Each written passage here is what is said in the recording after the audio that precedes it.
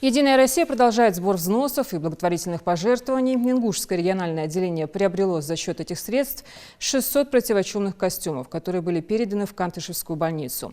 Медицинское учреждение, напомню, было переоборудовано для лечения больных коронавирусом. И уже с 15 мая здесь начат прием пациентов.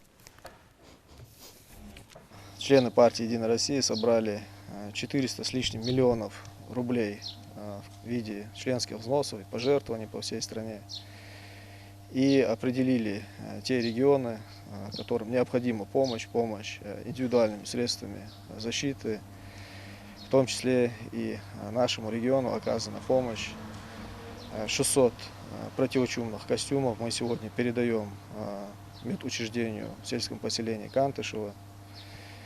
И напоминаю, что мы уже оказывали нашим медикам помощь и в дальнейшем, по мере необходимости, будем эту помощь оказывать.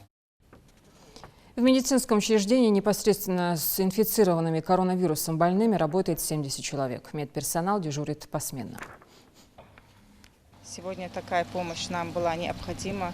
Хотелось бы выразить слова благодарности от лица всех медицинских работников.